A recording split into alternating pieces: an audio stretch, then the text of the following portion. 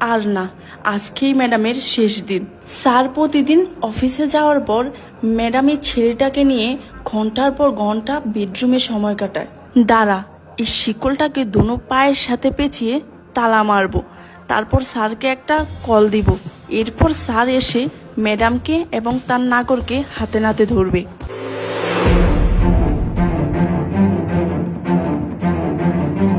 এই, তুই আমার রুমে কেন?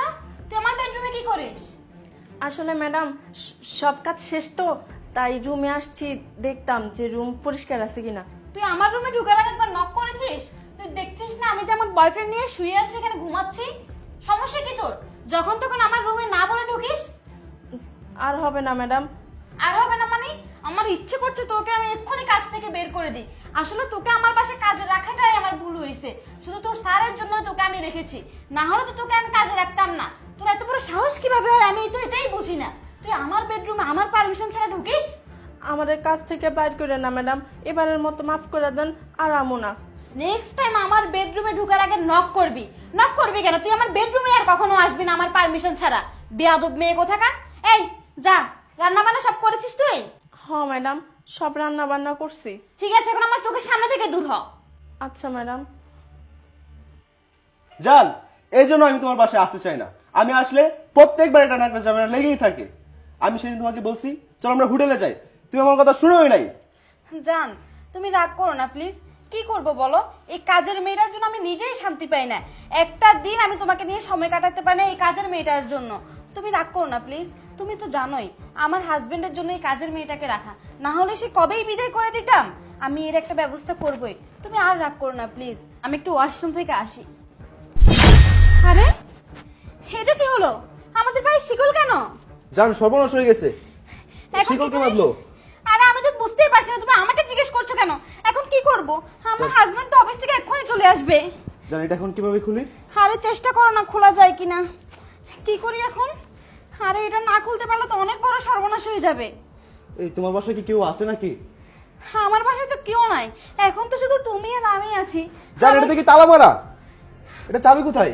হায় হায়, এখন কি হবে? চাবি ছাড়া তো এটা খোলাও যাবে না। কি করি এখন আমরা? আমাদের কাছে তো চাবি নেই। এই জান, আমার একটু সন্দেহ হচ্ছে ওই কাজের মেয়েটার প্রতি। আরে না, তুমি কি বলছো? ওই কাজের মেয়ে কেন এই কাজ করতে যাবে? না না, সেই কাজ করছে, তুমি তাকে ডাকো। কি বলছো তুমি? যাতা কাজের মেয়ে এসব করবে না। তুমি অযথা কথা বলো না তো, আগে এটা খোলার চেষ্টা করো।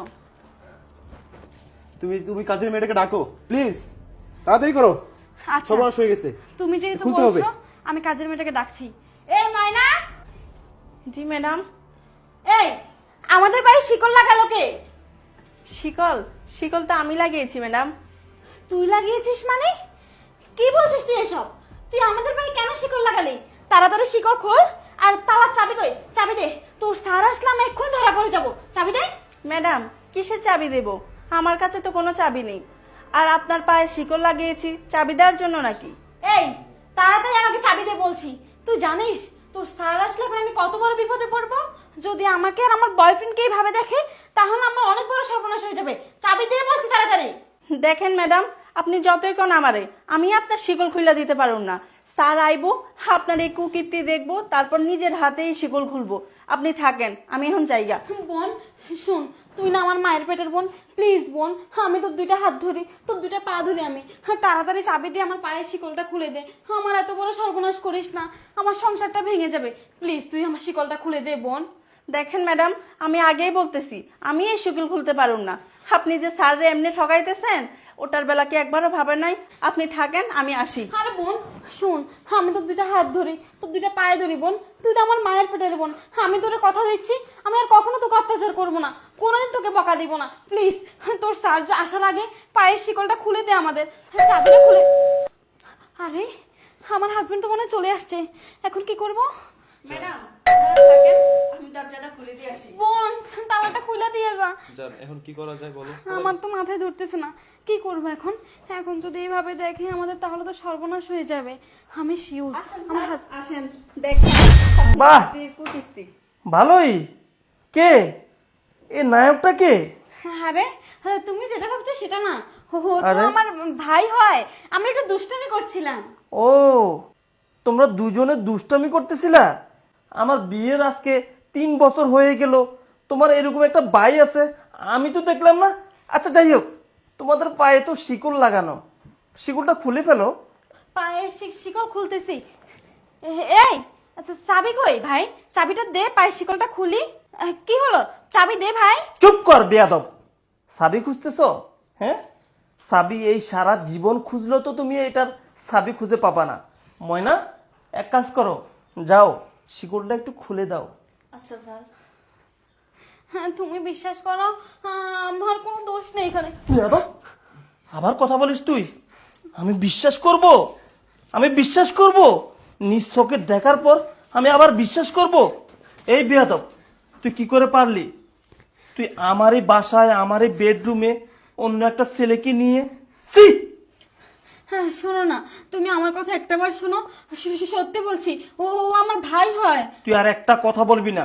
তুই যদি আর একটা কথা বলিস না, এইভাবে তোকে মারবো আমি, এইভাবে তোকে মারবো।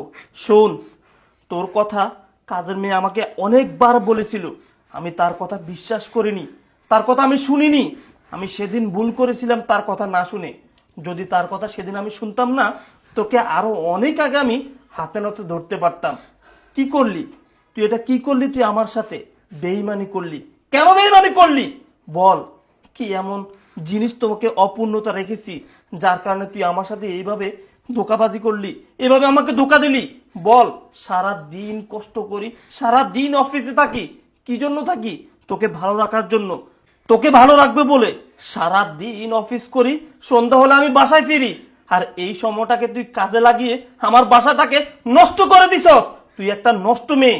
তোর সাথে আমার আর কোনো সংসার হতে পারে না, তোর সাথে আমার কোনো সম্পর্ক থাকতে পারে না। তুই কি করে পারলি বল? এরকম একটি ছেলের সাথে সম্পর্ক করে, তাও আবার আমার বেডরুমে সময় কাটাস, বেয়াদব। শোনো, তুমি আমাকে মাফ করে দাও প্লিজ। বিশ্বাস করো, ওর সাথে আমার ওরকম কোনো সম্পর্ক তুই আমার নেই। হাত ছাড়। তোর এই মুখে আমি আর একটা কথাও শুনতে চাই না, কারণ তুই দুশ্চরিত্রা, তোর চরিত্র ভালো না, তুই নষ্ট মেয়ে। তুই বাইরের একটা পরপুরুষকে আমারই বাসায় এনে আমার সাথে তুই বেইমানি করছ। তোর মতো মেয়েকে আমি ক্ষমা করতে পারবো না। আজকে এই কাজের মেয়ের কারণেই তোর সকল খুঁটিতে আমি জানতে পারছি। সি, দাঁড়িয়ে আছিস কেন? আমার এই বাসা তোরা একটা সেকেন্ডও আমি দেখতে চাই না। যা, তোর নাগরকে নিয়ে বেরিয়ে যা, বেরিয়ে যা। বোন, তোকে অসংখ্য ধন্যবাদ। আসলে তুই যে আমার এত বড় একটা উপকার করবি আমি ভাবতেও পারিনি। জানিস, তোর কথা যদি আমি সেদিন বিশ্বাস করতাম, তাহলে এই দিনটা আমাকে দেখতে হতো না। তুই আমার অনেক বড় উপকার করছস। জানিস আমি কেন তোর কথা সেদিন শুনি নাই? কারণ আমি ওকে ভালোবাসতাম। ওকে ভালোবেসেই তোর কথা আমি সেদিন মিথ্যে মনে করছিলাম। যদি সেদিন তোর কথা বিশ্বাস করে আমি ওকে ধরতাম, অনেক আগেই আমি ওকে ধরতে পারতাম।